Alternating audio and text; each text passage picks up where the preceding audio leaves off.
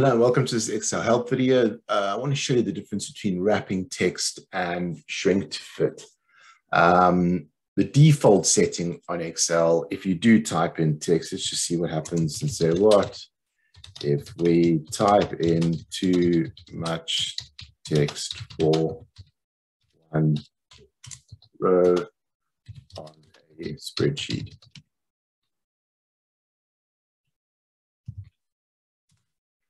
This is the default. It'll just simply exceed that row, that column. In fact, let's actually change that just to be technically correct. What if we do one column on a spreadsheet?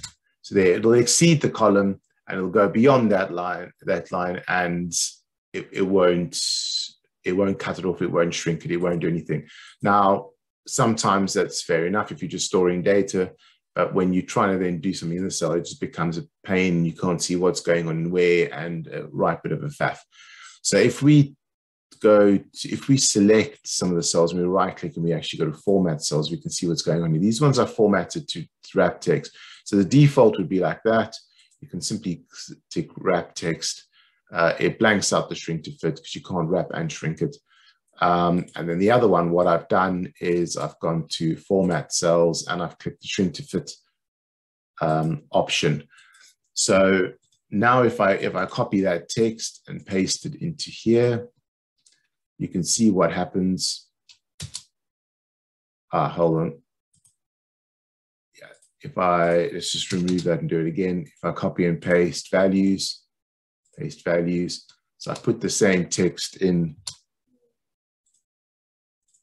there, then what it does is it actually now wraps it. So it puts in another row. It'll increase the size of that row and wrap it so that it doesn't go beyond that border of the column. The alternative is to put it into there. So now what we've got is you've actually got it shrink to fit. So this one actually just shrinks it in order to fit it into the column. So now I know what you're probably thinking. You're probably thinking, well, hold on, which one's actually the best here? Well, it depends. If you've got, I would never use the default if I'm making a spreadsheet, to be honest, unless I'm just storing data. Even then, I don't use it. It's one of these two usually. Sometimes I would use the wrap text if I need to be able to see all of the text, and it could be one line, it could be 10 lines. Then you really need to be doing the wrap text in order to actually make sure that you can see everything. However, sometimes you've actually created a template. So for example, you want text to be in a particular block or in a particular cell or whatever the case might be. And because the text isn't going to be lines and lines and lines, it might just be one word that might be a little bit too big. Sometimes a shrink to fit is your best option. In fact, I normally do the shrink to fit as a default.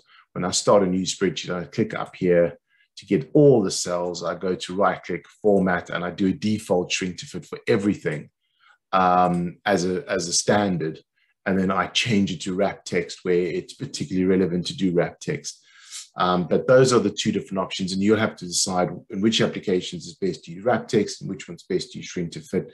Unfortunately, I find most people just leave theirs in the default, and that really doesn't work in any case, because as you can see here, that text is now hidden behind this other one because there's text in here.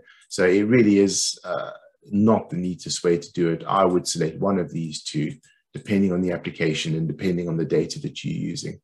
So I hope that helps you, and I wish you all the best. Thank you.